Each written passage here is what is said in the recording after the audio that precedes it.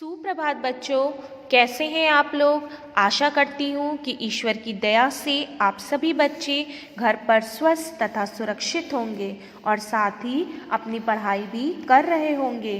बच्चों, आज हम लोग हिंदी व्याकरण का पाठ 24 वर्तनी एवं वाक्य रचना की समान अशुद्धियाँ का अध्ययन करेंगे।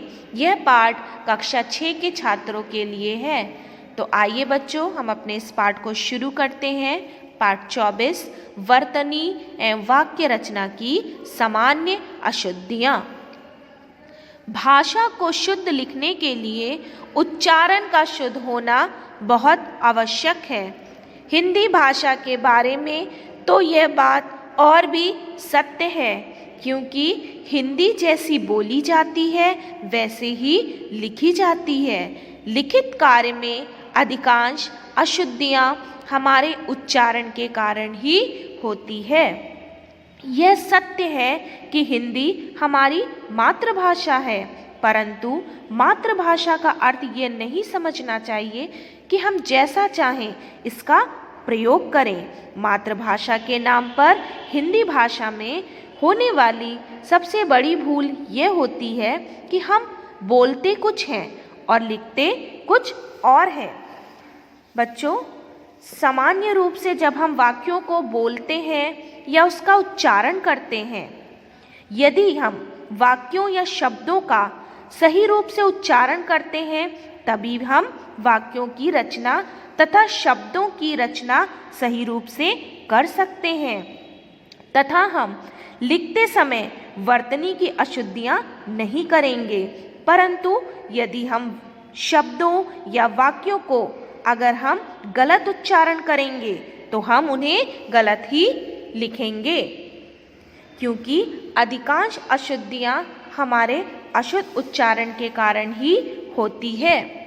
ये सत्य है कि हिंदी क्या है, हमारी मातृभाषा है, परंतु मातृभाषा का यह अर्थ हमें नहीं समझना चाहिए कि हम जैसा चाहें इसका प्रयोग करें, क्योंकि हम किसी भी शब्द या किसी भी वाक्य को जब हम उसे पढ़ते हैं तो हम उसका जो उच्चारण करते हैं हम उसे ना लिख करके बल्कि कुछ और ही लिखते हैं। इसलिए हमें उच्चारण शब्दों का सही रूप से करना चाहिए, जिससे कि हम सही उच्चारण करेंगे तभी हम शब्दों या वाक्यों को सही रूप से लिख सकेंगे। अब हम आपके सामने यहाँ पे कुछ सामान्य अशुद्धियों की ओर ध्यान दिलाते हुए उनके शुद्ध रूप बताने जा रहे हैं, जिसे कि आप ध्यान से सुनेंगे। पहला है छोटा बड़ा संबंधी अशुद्धियाँ। पहला शब्द है अशुद्ध शब्द आहार। यहाँ पे उसका शुद्ध शब्द क्या है, आहार। फिर हम देखेंगे आकाश, उसका शुद्ध शब्द है आकाश। फिर हम देखेंगे बच्चों आधीन, ये अशुद्ध शब्द है, शुद्ध शब्द है अधीन। फिर हम दूसरा देखेंगे छोटी ई बड़ी ई संबंधी अशुद्धियाँ। अशुद्ध शब्द है दीपावली और शुद्ध शब्द है दीपावली। फिर हम देखेंगे दूसरा अशुद्ध शब्द है हमारा परीक्षा और उसका शुद्ध शब्द है परीक्षा। फिर हम देखेंगे बच्चों दूसरा हमारा अशुद्ध शब्द है जैसे अतिथि, फिर उसका शुद्ध शब्द हुआ अतिथि। अब हम देखेंगे छोटा ऊ बड़ा ऊ संबंधी अशुद्धियाँ। अशुद्ध शब्द है शुरू और शुद्ध शब्द है शुरू। फिर हम देखेंगे बच्चों दूसरा अशुद्ध शब्द है, उसका शुद्ध शब्द है दूसरा। फिर हम देखेंगे साधु। साधु ये अशुद्ध शब्द है, उसका शुद्ध शब्द है साधु। फिर मधु का शुद्ध शब्द है मधु। फिर हम देखेंगे ए संबंधी अशुद्धियाँ। अशुद्ध शब्द है हमारा सैनिक और इसका शुद्ध शब्द है सैनिक। फिर है हमारा अशुद्ध शब्द ऐनक, ऐनक अशुद्ध शब्द है और उसका शुद्ध शब्द क्या होगा? ऐनक। फिर हम देखेंगे बच्चों सेना, ये क्या है? अशुद्ध है और शुद्ध क्या है? सेना। फिर हम देखेंगे बच्चों भाषाएं, ये अशुद्ध शब्द है और भाषाएं ये अशुद्ध शब्द है। फिर हम देखेंगे अ संबंधी अशुद्धियां। अलौकिक, ये हमारा अशुद्ध शब्द है, शुद्ध शब्द है अलौकिक। फिर हम देखेंगे गौतम, ये हमारा अशुद्ध शब्द है, शुद्ध शब्द है गौतम। फिर हम देखेंगे बच्चों रोशनी, ये हमारा अशुद्ध शब्द है, शुद्ध शब्द है रोशनी। फिर हम देखेंगे अंग और आप यहाँ पे देखेंगे उसके ऊपर चंद्र बिंदु संबंधी अशुद्धियां।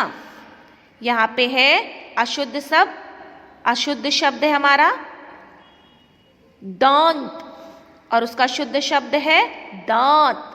फिर अंधेरा, उसका शुद्ध शब्द है अंधेरा। फिर हम देखेंगे बच्चों चांद, उसका शुद्ध शब्द है चांद। फिर हम देखेंगे ठ संबंधी अशुद्धियां। अशुद्ध शब्द है घनिष्ठ, घनिष्ठ ट सुनाई दे रहा है इसमें और ये शुद्ध शब्द हुआ घनिष्ठ, ठ सुनाई दे रहा है। फिर है झूठा, उसका शुद्ध शब्द हुआ झूठा। फिर हम देखेंगे बच्चों ड ढ ड ढ संबंधी अशुद्धियां। अशुद्ध शब्द है ढोलक, उसका शुद्ध शब्द हुआ ढोलक। फिर हम देखेंगे चढ़ना, ये अशुद्ध शब्द है, शुद्ध शब्द हुआ चढ़ना। फिर हम देखेंगे बच्चों गुड़िया, ये हमारा अशुद्ध शब्द है, शुद्ध शब्द हुआ गुड़िया। फिर हम देखेंगे रा के प्रयोग संबंधी अशुद्धियां। कर्म, ये हमारा अशुद्ध शब्द है, शुद्ध शब्द है कर्म। फिर हम देखेंगे प्रणाम, ये अशुद्ध शब्द है, शुद्ध शब्द है प्रणाम। फिर हम देखेंगे बच्चों मूर्ख, ये अशुद्ध शब्द है, शुद्ध शब्द है मूर्ख। फिर हम देखेंगे बच्चों रा कॉमा ऋषि संबंधी अशुद्धियां। अशुद्ध शब्द है ऋषि और शुद्ध शब्द है ऋषि। फिर हम देखेंगे बच्चों प्राथक, ये अशुद्ध शब्द है, शुद्ध शब्द है इसका पृथक। फिर हम देखेंगे अन्य अशुद्धियां। पहला है अशुद्ध शब्द कृपया, जिसका शुद्ध शब्द है कृपया। फिर हम देखेंगे बच्चों हमारा कवित्री, ये अशुद्ध शब्द है, शुद्ध शब्द है कवित्री। अब हम देखेंगे बच्चों वाक्य रचना की अशुद्धियां। जब हम कई बार अज्ञानवश या गलत अभ्यास के कारण अशुद्ध वाक्यों का प्रयोग करते हैं, वाक्य रचना की अशुद्धियों का मुख्य कारण होता है व्याकरणिक नियमों की सही जानकारी ना होना। शुद्ध वाक्यों के गठन में दो बातें महत्वपूर्ण हैं, पदक्रम और अनुवृत्ति। यहाँ पे हम देखेंगे बच्चों किसी भी वाक्य के पद में जिस पद या शब्द जिस क्रम में आते हैं उसे हम पदक्रम कहते हैं। सभी भाषाओं में पदक्रम अलग अलग होता है। और अनुवृत्ति का अर्थ है परस्पर मेल। वाक्य में प्रयुक्त पदों में लिंग, वचन, पुरुष के स्तर की क्रिया के साथ अनुरूपता होना ही अनुवृत्ति है। अब हम देखेंगे अशुद्ध वाक्य जिनको शुद्ध करके कैसे पढ़ेंगे। पहला है उसके दीदी दिल्ली में रहते हैं, ये अशुद्ध वाक्य है। उसका शुद्ध वाक्य होगा उसकी दीदी दिल्ली में रहती हैं।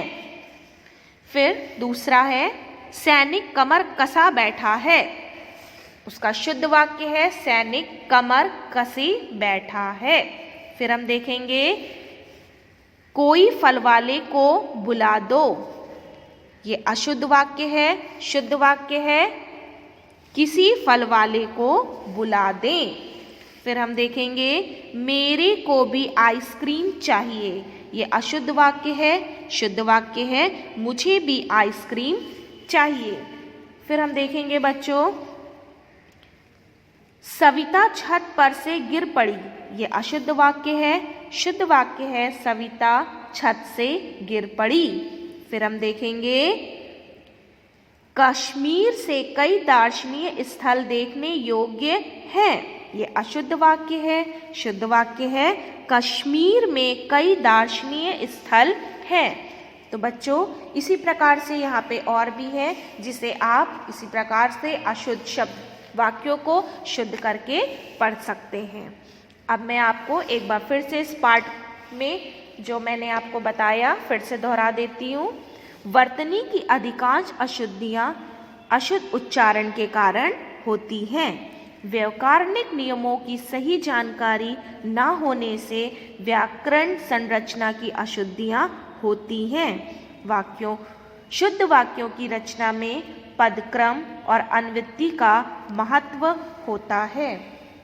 तो आशा करती हूँ बच्चों कि मैंने आपको आज का ये पाठ 24 वर्तनी एवं वाक्य रचना की सामान्य अशुद्धियाँ पढ़कर समझाया। आप सभी बच्चों को समझ में आ गया होगा। अब इसी पाठ से संबंधित सभी कार्य आपके विद्यालय की वेबसाइट पर उपलब्ध है। धन्यवाद।